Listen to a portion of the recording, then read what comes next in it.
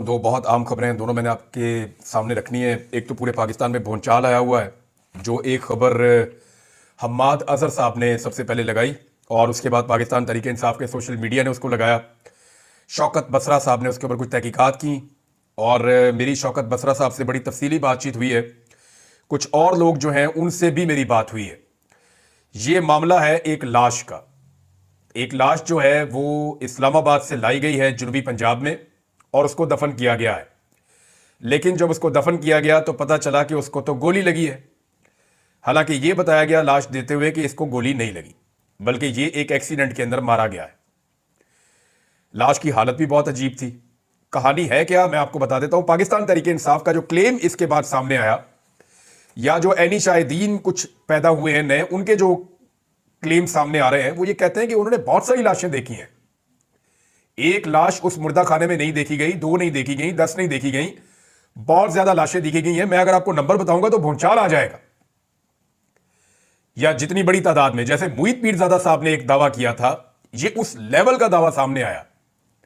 अब ये है क्या, ये मैं आपको बता देता हूं कि जनूबी पंजाब में राशिद नाम का कोई शख्स था जो जनूबी पंजाब का रहने वाला है और ये 2-2.5 माह से अपने रिश्तेदारों या अपने घर वालों से राब्ते में नहीं था।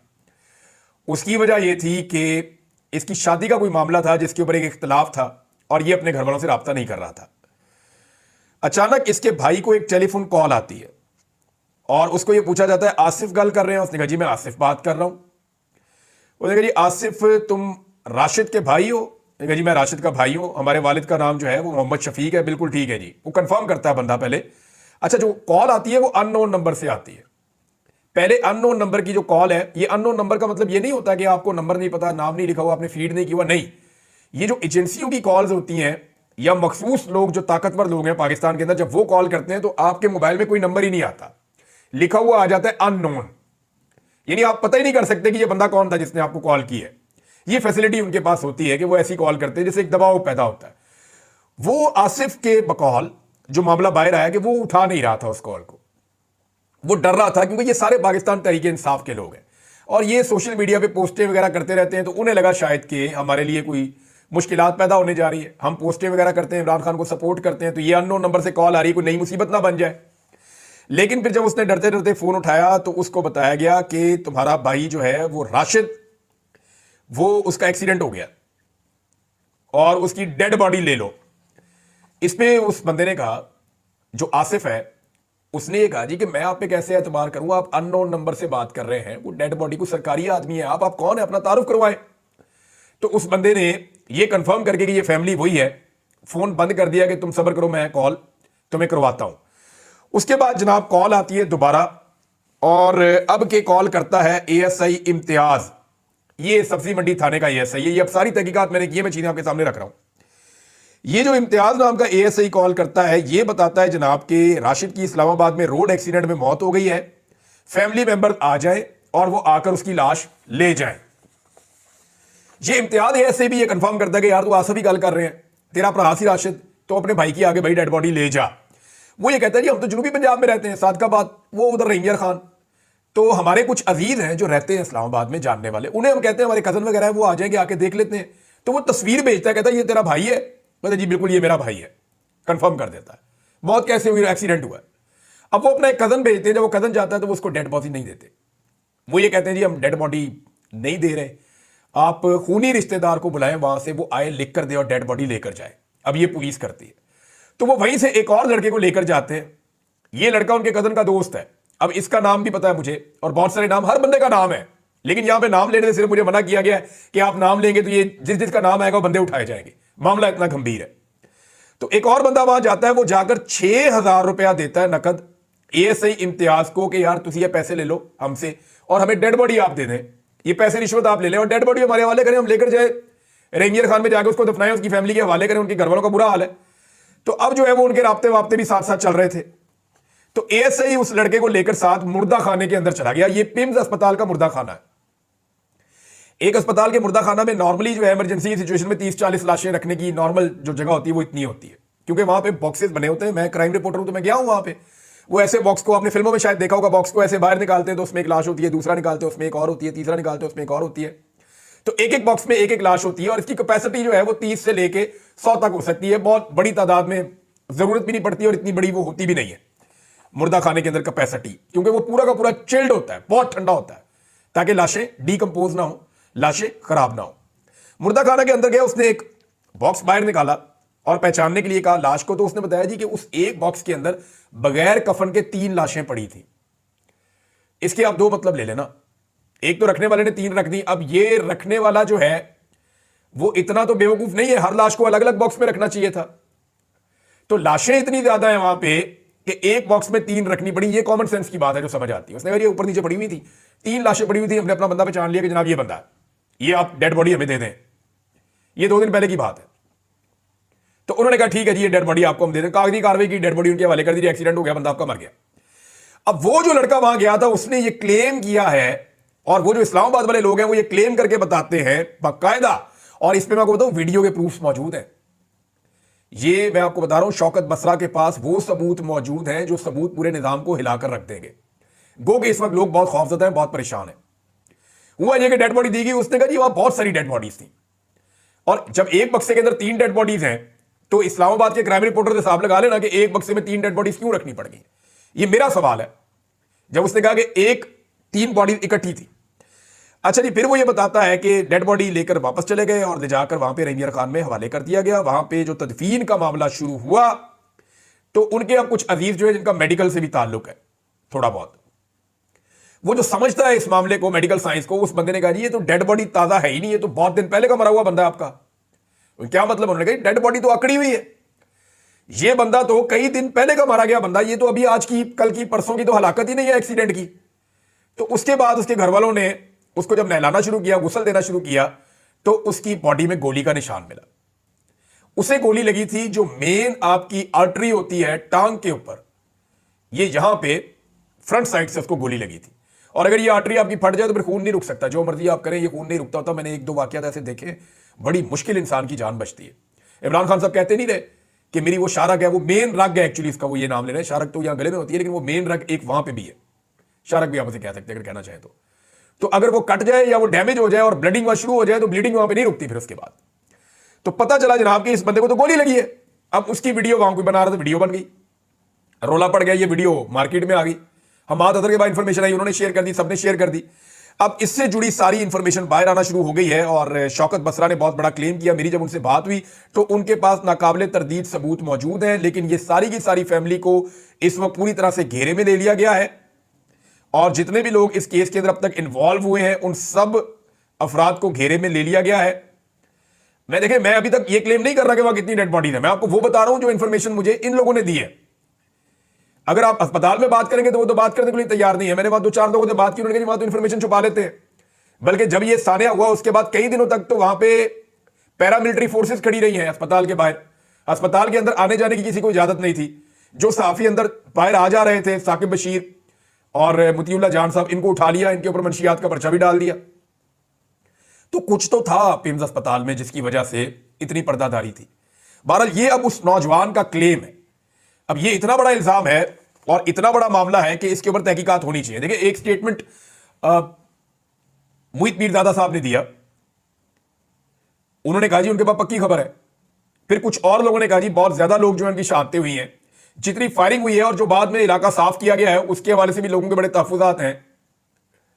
लेकिन ये जो इंसिडेंट है इसने, यानी पुलिस ने ये क्यों कहा कि इसका एक्सीडेंट हुआ है, हालांकि वहां पे जब गए तो पता चला जी इसको तो गोली लगी और वहां निशान बाकायदा मौजूद है कि इसकी बॉडी के अंदर गोली दाखिल हुई है। अब इतनी बड़ी बात सामने आ गई है, इंटरनेशनल मीडिया को बुलवाना चाहिए और हुकूमत को इसके ऊपर अपनी तफसीलात बतानी चाहिए। मुझे जो 1-2 लोगों ने कहा, उन्होंने कहा जी पिम्स के ऊपर जो है वो दोबारा से कड़ी सिक्योरिटी है और वहां से ये मुमकिन है कि अगर कोई लाशें वहां मौजूद हैं तो उनको गायब कर दिया जाए। अब ये सबकी अपनी अपनी बात है। गवर्नमेंट क्योंकि मालूमात को छुपा रही है, अस्पताल में किसी को जाने नहीं देती, अस्पताल का रिकॉर्ड छुपाती है, तस्लीम नहीं करती जो हुआ है, तो फिर इस तरह की चीजें जन्म लेती हैं। लेकिन ये हकायक हैं जो मैंने आपके सामने रखे हैं। जो मैंने आपको बताया वो वही बताया जिसकी रिकॉर्डिंग बाकायदा वीडियो उसके अंदर मौजूद है। मैंने अपने से आपको इसमें कुछ नहीं बताया और आजाद जराए से आप इन चीजों को जाके कंफर्म कर सकते हैं। तो ये है जनाब अब तक की इस हवाले से सूरत हाल मैंने आपके सामने रख दी कि ये मामला क्यों उठा, इसके पीछे रीजन क्या था। अब नाज़रीन एक स्टेटमेंट नुसरत जावेद साहब का आया, सीनियर जर्नलिस्ट हैं। उन्होंने बताया और जो उन्होंने बताया, मैं चाहता हूं कि पहले मैं वो आपको एज इट इज बताऊं, फिर आज मैं आपको वो असल कहानी सुना दूंगा कि एक्चुअली हुआ क्या था, जनरल बाजवा ने कौन सा खेल खेला था और वो क्यों खेला था। इमरान खान को अमरीकियों ने नहीं हटाया था, ये कह रहे हैं नुसरत जावेद।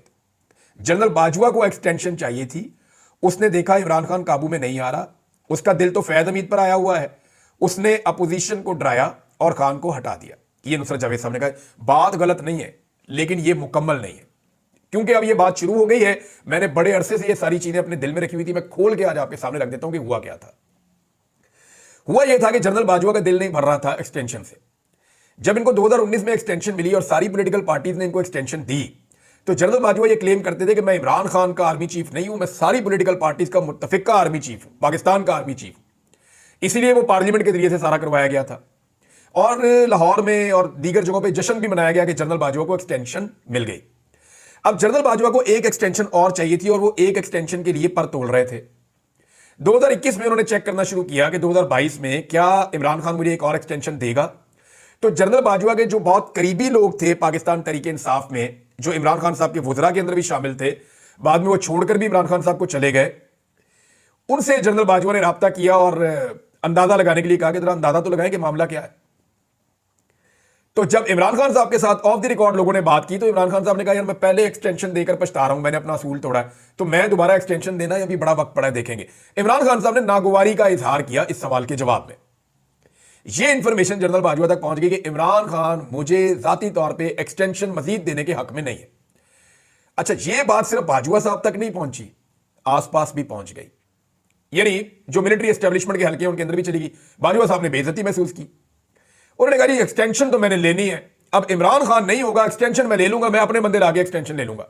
वैसे भी उनके दिल के अंदर एक प्यार मोहब्बत तो था मियां नवाज शरीफ साहब के साथ, वो सब जानते हैं कि जनरल बाजवा और क्या ताल्लुक है नवाज शरीफ का और जनरल बाजवा के ससुर का और ख्वाजा आसिफ का, ये नेक्सस है क्या एक्चुअली, ये सबको पता है, कुछ छुपी हुई बात नहीं है। जनरल बाजवा ने 2 टारगेट सेट किए थे, इमरान खान को हटाकर दूसरी पार्टी लाकर उससे अपने लिए एक्सटेंशन लेने के लिए 2 टारगेट थे। नंबर 1, पाकिस्तान की पॉलिटिकल पार्टीज, उनको सबको राजी करना है कि इमरान खान की हुकूमत गिरा के आप आएं और आके मुझे एक्सटेंशन दें। नंबर 2, पाकिस्तान की मिलिट्री एस्टेब्लिशमेंट को राजी करना है, क्योंकि इमरान खान मिलिट्री एस्टेब्लिशमेंट के अंदर मकबूल थे। तो सबसे पहले तो फैज हमीद को हटाया गया और जनरल नदीम अंजुम साहब आ गए। अब हुआ यह कि मिलिट्री एस्टेब्लिशमेंट को कैसे समझाया जाए। मैंने आपको कई दिनों से एक बात कर रहा हूं कि पाकिस्तान की मिलिट्री एस्टेब्लिशमेंट का एक रिकॉर्ड बड़ा क्लियर है और हमेशा से क्लियर है कि वो कभी भी अमेरिका के खिलाफ नहीं जाते, जो अमेरिका कहता है वो वही करते हैं। तो मिलिट्री एस्टेब्लिशमेंट को कंट्रोल करने के लिए अमेरिका से एक दबाव दरकार था ताकि जनरल बाजवा के साथ सारे के सारे मिल जाएं। अब अमेरिका के अंदर लॉबिंग शुरू करवाई गई 2021 में, सॉरी, ये लॉबिंग बहुत तेज हो गई और उसके लिए पैसा भी पाकिस्तान का खर्च हुआ। ये कहानी सारी अब सामने आ चुकी है, ढकी छुपी नहीं है, अखबारात में छप भी चुकी है। तो जनरल बाजवा साहब ने अमेरिका में लॉबिंग करवा के उनको बताया इमरान खान आपके लिए बहुत बुरा है, मैं आपके लिए बहुत अच्छा हूं, ये बाकी पॉलिटिकल पार्टीज बेहतर है आपके लिए, इमरान खान बहुत बुरा है। जो बाइडन पहले ही इमरान खान साहब से शख्सी तौर पर थोड़ा सा वो रखते थे बुग्स, तो वो फौरी तौर पर इनके ट्रैप में आए और जबरदस्त किस्म का एक वहां से साइफर आ गया। जनरल बाजवा साहब, अब देखिए इमरान खान साहब बार बार पूछते थे साइफर लिखा किसके नाम गया था कि इमरान खान को निकालो, किसके नाम था। यानी लिखा तो आपके वो साइफर तो एक्चुअली नोट्स होते हैं ना, एक्चुअली तो साइफर नोट्स होते हैं, जो मीटिंग हो रही होती है, तो वो ऑर्डर किसके लिए था, एक्चुअली पाकिस्तान की एस्टेब्लिशमेंट के लिए था। तो जनरल बाजवा ने मिलिट्री एस्टेब्लिशमेंट को बताया कि जनाब ऐ हो गया रे, अमेरिका इमरान खान को अब बर्दाश्त नहीं कर रहा, इसको निकालना पड़ेगा। सियासतदानों को जनरल बाजवा ने डराया कि इमरान खान जो है ना वो जनरल फैज हमीद को ले आएगा और ये जितना आपके ऊपर जुल्म हुआ ना ये सारा जनरल फैज हमीद ने किया, मैं तो आपके साथ हूं। ये करके सियासतदानों को भी राजी कर लिया और फिर पाकिस्तान में रजीम चेंज ऑपरेशन करवा दिया। ये है जी सारा खेल। इस तरह जनरल बाजवा ने अमेरिका को भी इस्तेमाल किया और अमेरिका ने इमरान खान का रजीम तब्दील करवाया। वो इसके अंदर ना सिर्फ इन्वॉल्व हुए बल्कि उन्होंने बहुत सारी एफर्ट की। फिर उसके बाद जो सहाफी शामिल हुए, बहुत सारे आपके सियासतदान शामिल हुए, बंदे तोड़े गए, बहुत सारा पैसा इन्वॉल्व हुआ और इस तरह जनरल बाजवा ने रजीम चेंज करवा दिया। अब 2 सवाल पैदा होते हैं कि उसके बाद जनरल बाजवा को एक्सटेंशन क्यों नहीं मिली और फिर इमरान खान साहब ने जनरल बाजवा को क्यों कहा कि आप एक्सटेंशन लेनी है। एक्चुअली इमरान खान को पता चल गया कि ये एक्सटेंशन के लिए कर रहे हैं, तो उन्होंने कहा यार एक्सटेंशन लेनी मेरे को लल्ला है, ये ना करो जनरल बाजवा साहब, मुल्क की इकोनॉमी तबाह हो जाएगी जो अब तक तबाह है। इमरान खान ने दुरुस्त कहा था कि अगर आप अभी छेड़ेंगे हुकूमत को, हमारी पॉलिसीज खराब हो जाएंगी, लोग इन पे एतबार नहीं करेंगे, मुल्क की इकोनॉमी बढ़ जाएगी और वो बढ़ गई। वो अभी तक ठीक नहीं हो रही, सारे कोशिशें करके देख चुके हैं। यानी जो फौज ने भी एफर्ट डाली उसका भी कुछ नहीं बना, कोई कुछ नहीं कर सका इकोनॉमी को ठीक करने के लिए। इमरान खान ने ठीक कहा था, तो इससे बेहतर तो था जनरल बाजवा इमरान खान से एक्सटेंशन ले लेते, कम से कम ये तजुर्बा तो ना करते। अब हुआ यह कि दूसरा सवाल यह कि बाजवा साहब को एक्सटेंशन क्यों नहीं मिली, उसकी दो चीजें हुई थी। अब मैं आपके सामने वो फैक्ट रखने लगा हूं जो मुझे थोड़े दिन पहले पता चले थे। हुआ यह कि जनरल बाजवा ने एक्सटेंशन लेने के लिए मौजूदा हुकूमत के ऊपर दबाव डाला, जिसकी गवाही इरफान सिद्दीकी ने और नून लीग के कई लोगों ने दे दी है कि बाजवा साहब कहते थे एक्सटेंशन दो 2 साल की मुझे मजीद, लेकिन हुकूमत उन्हें कहती थी हम आपको 1 साल की एक्सटेंशन देंगे, 2 साल की नहीं देंगे। हुकूमत यह चाहती थी कि फैज हमीद समेत बहुत सारे जर्नल रिटायर हो जाएं, जनरल बाजवा कंटिन्यू कर लें, 2023 में नए आने वाले बंदों में से हम एक बंदा चुन के अपना आर्मी चीफ लगा लेंगे, हमें सुकून हो जाएगा। लेकिन जनरल बाजवा 2 साल की एक्सटेंशन मांग रहे थे, इस पे झगड़ा हो रहा था। जनरल बाजवा ने मार्शल लॉ की धमकी भी लगाई कि मैं मार्शल लॉ लगा दूंगा अगर आपने मुझे एक्सटेंशन ना दी तो। उन्होंने कहा हुकूमत ने कि इमरान खान जीने नहीं देगा अगर आपको हमने एक्सटेंशन दी, हमारी तो सियासत बढ़ जाएगी, सारी अवाम आपके खिलाफ हुई है, हमें तो बूट पॉलिश के दाने मिल रहे हैं। तो फिर जनरल बाजवा ने क्या किया कि पंजाब के अंदर फ्री एंड फेयर इलेक्शन करवा दिया। वो जो 20 सीटों पे इलेक्शन हुआ था 17 जुलाई 2022 को, और उस बुनियाद पे इमरान खान साहब से मुलाकात करके कहा कि देखें मैंने फ्री एंड फेयर इलेक्शन करवाया, मैं बिल्कुल ऐसा free and fair election Pakistan में करवाना चाहता हूं, लेकिन ये इलेक्शन अभी नहीं हो सकता, उसके लिए मुझे एक एक्सटेंशन चाहिए, चंद महीने में मैं रिटायर हो रहा हूं, आप मुझे एक एक्सटेंशन दे दें। मुझे हुकूमत 1 साल की एक्सटेंशन दे रही है आपकी मर्जी के खिलाफ, अगर आपकी मर्जी शामिल हो जाए तो मैं 2 साल की एक्सटेंशन ले सकता हूं, मैं बड़े आराम से आपको फ्री एंड फेयर इलेक्शन करवा दूंगा। खान साहब आपकी मकबूलियत है, आप जीत जाएंगे, हमारे खिलाफ आप बयानियां बनाना बंद कर दें। इमरान खान साहब नहीं माने, उन्होंने कहा, जनरल बाजवा साहब ने यह भी धमकाया कि मेरे बाद जो आएगा ना, आप लोग जो है वो कानों को हाथ लगाएंगे और मुझे भूल जाएंगे। ये जनरल बाजवा ने एक नहीं कई जगह पे कहा।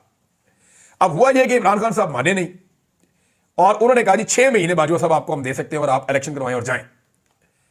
अब 6 महीने की जब बात आई तो जनरल बाजवा को लगा कि 6 महीने की एक्सटेंशन क्या एक्सटेंशन है। अब वो हुकूमत को कह रहे हैं कि देखिए इमरान खान इतना तो मान गया है ना, उसने स्टेटमेंट तो दे दिया है, तो आप मुझे 2 साल की दे दें। हुकूमत के साथ उनकी ये मारधाड़ चल रही थी, इतने में शहीद अरशद शरीफ शहीद हो गए। यानी इसमें 2-3 चीजें ध्यान में रखिएगा। एक तो शहबाज गिल के ऊपर और आदम सवाती के ऊपर जुल्म और जबर के पहाड़ तोड़ दिए गए, लोगों को नंगा करने का सिलसिला शुरू हो गया, और यह सारा काम ISI पाकिस्तान की इंटेलिजेंस एजेंसी है उसके ऊपर इल्जाम लगता है कि वो कर रही थी।